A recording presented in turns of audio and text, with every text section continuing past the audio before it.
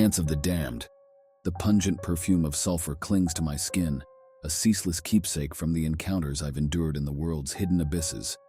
Sleep is a rare treasure, as whispers on the wind signal an encroaching shadow, a voracious entity that yearns for more than mere human souls. Tonight, the gale howls like a wraith, gnawing at the ragged motel's window. Perched on the edge of the bed, I cradle a tepid cup of coffee, the first hint of warmth I've felt in days. The television blinks with static, reflecting the storm brewing beyond. My phone, its screen scarred from endless journeys, flashes one new message: St. Jude's Hospital, urgent, come alone. St. Jude's is both a haven and a tormentor. It's why I find myself in this forsaken town on civilization's fringes. My niece Lily, her eyes holding whole universes and a spirit brighter than any star, battles something far darker than usual childhood illnesses.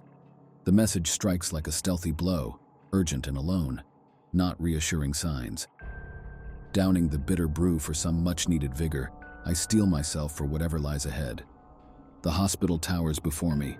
Its stark white facade contrasts against the storm-racked sky while rain plummets down, hiding its neon sign promising hope and healing, luxuries scarce in my line of work. Inside, sterile air and artificial light clash with nature's fury outside. Nurses' hushed chatter and machines' incessant beeping amplify my unease. Recognizing me from Lily's picture file, an apprehensive nurse motions me forward with her soft-spoken voice. "Miss Jade," she murmurs gently, "follow me." We weave through labyrinthine hallways echoing with her shoes' rhythmic squeaks against the shiny floors until we halt before a door marked Isolation Unit. "She's changed," she cautions, her eyes reflecting a blend of fear and sympathy. "Just be cautious." Taking a deep breath, the sulfur's familiar scent comforts me amidst the sterile surroundings. Whatever lurks behind that door can't surpass what I've already faced. Upon opening the door, a surge of cloyingly sweet air assaults my senses.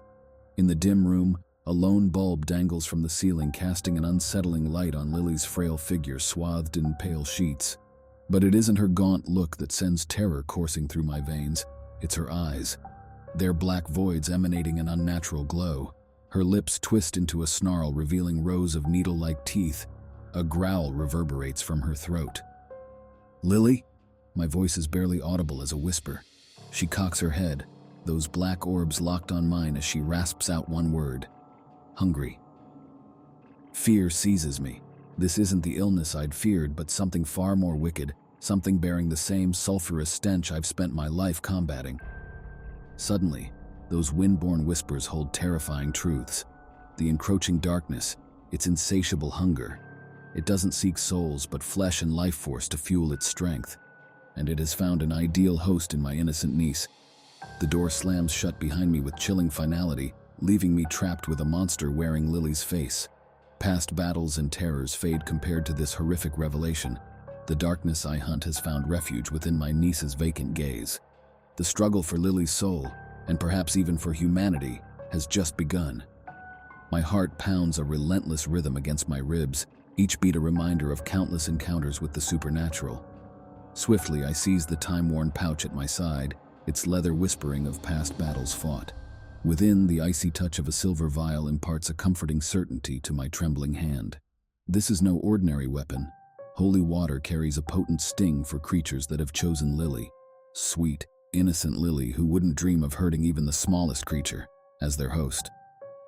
Tears blur my vision as fear takes hold, freezing me from within. This isn't a solution but a desperate gamble. To use the vial means risking everything, betting on the slim hope that just a splash of holy water might banish this beast back to its hellish home. Lily lunges forward, her movements unnatural and far removed from those of an innocent child.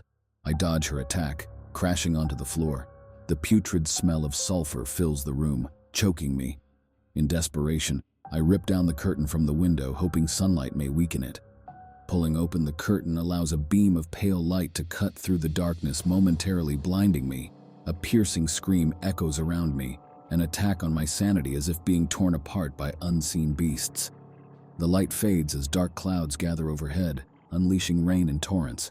Lily writhes on the bed while shadows twist around her like serpents in chaos. Slowly, her eyes lose their eerie glow, returning to their familiar blue. vacant and confused. A weak cough escapes her lips before she calls out, "Aunt Jade."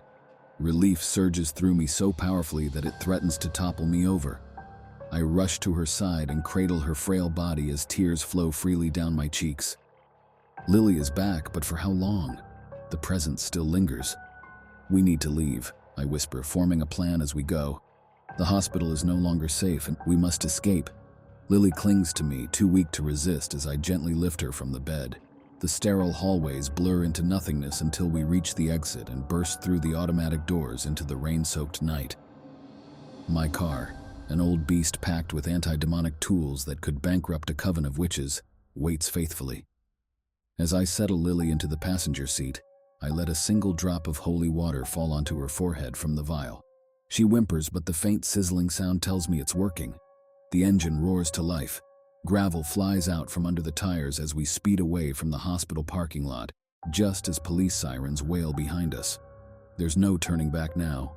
Days blend into weeks in our desperate flight across desolate landscapes.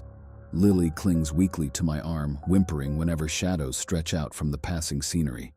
I feed her a mixture of herbs and holy water, an unpleasant brew but hopefully potent enough. Every few hours we stop at isolated churches, their solitary crosses glowing like beacons in the darkness. I engage in improvised ceremonies, utilizing consecrated chalk as my tool to etch arcane symbols into the grain of the wooden floorboards. The words of ancient incantations tumble from my lips, each syllable a plea to unseen forces. All these efforts are made with a singular objective: to erect a temporary barrier against the relentless advance of the looming darkness, providing a fleeting sanctuary for both of us. The struggle seems ceaseless, against an adversary so formidable it twists my stomach into knots. Our journey leads us to a forsaken mining town, consumed and forgotten by the encroaching desert sands. Here, an age-old church remains vigilant, its weathered exterior serving as a silent testament to faiths long abandoned. This is it, our last stand within this church radiating dormant power. As I lay Lily on a pew, my most complex ritual yet begins. Hours pass in heavy anticipation until dawn's first light paints gold across the sky, and a blinding light erupts from the altar. The entity screams, shaking the very foundation of the building as shadows squirm, reaching for us but are held back by the light which pushes them away, scorching them. With a final earth-shattering roar, it is torn away, leaving behind an echoing silence. Lily stirs, her eyes fluttering open, clear blue tinged with memories of the horrors endured. Relief washes over me, warm and welcome, as sunlight streams through the broken stained glass, bathing us in vibrant colors. But I know it isn't over. Darkness lurks, biding its time, waiting for its inevitable return. Months later, the haunting prophecy of the elderly woman still reverberates in my thoughts. Our existence has become a whirlwind of relentless study and ceaseless journeying. Meanwhile, Lily, who has astonishingly managed to escape the clutches of the malevolent entity, flourishes within a concealed haven. This sanctuary teems with individuals, each marked by their chilling encounters with the supernatural. Within the eerie remnants of a once revered church, I find myself engrossed in cryptic inscriptions. These ancient narratives are etched in a forgotten language, recounting epic battles against a creature referred to as the Devourer. This beast, spawned from unchecked and savage hunger, feeds on human spirits. It resides in the voids between dimensions, always ready to breach our existence. A particular passage sends shivers coursing down my back. It mentions a beacon whose very existence lures the Devourer. Suddenly it all becomes horrifyingly clear. Lily, with her pure innocence and palpable vulnerability, she is the perfect lure. A persistent dread gnaws at my core. The texts suggest exorcism rituals that demand powerful artifacts dispersed across far-flung lands. Time is running out. Each dawn feels like borrowed time. Every dusk brings the ominous prospect of conflict. One night, tension sparks through the air like electricity before a thunderstorm. Shadows grow menacingly longer. Murmurs rise on sighing breezes. Goosebumps pepper my skin as Lily grips my hand tightly, her blue eyes wide with terror. "Lily," I say with urgency, holding steady to a vial of holy water and an age-old silver dagger before diving into the impending darkness. The disruption materializes in the clearing beyond our refuge. A spiraling vortex throbs mid-air, While shadowy appendages extend like clawing fingers from its center, the devourer has arrived. Fear threatens to engulf me, but envisioning Lily's innocent face strengthens my resolve. I rush alone toward this ancient horror while it retaliates with shadowy appendages that leave frosty burns on my flesh. I evade and roll, trained instincts that have navigated me through past battles. Each stride forward is laden with peril. Every breath is a silent plea for survival. Finally close enough to feel the devourer's nauseating heat, I splash holy water onto it. It recoils and hisses in temporary retreat. Seizing this brief respite, I thrust the silver dagger into the heart of the vortex. A dazzling light explodes as the blade hits its target.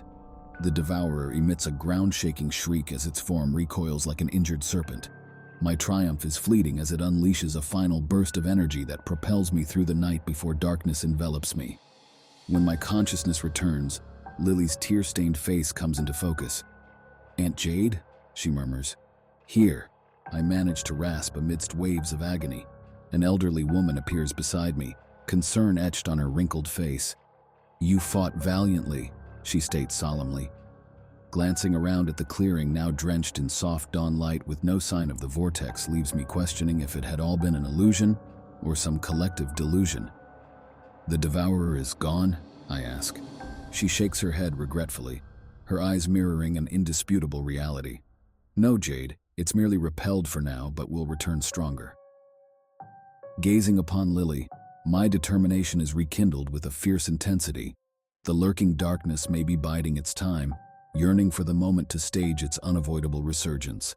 However, we will stand prepared, fortified with an unwavering resolve to shield what we hold dear. Each time the shadows dare to encroach on our world, they will meet our hope and relentless bravery head-on. Don't forget to like, comment, share, and subscribe to the channel. See you next time. Thank you for watching.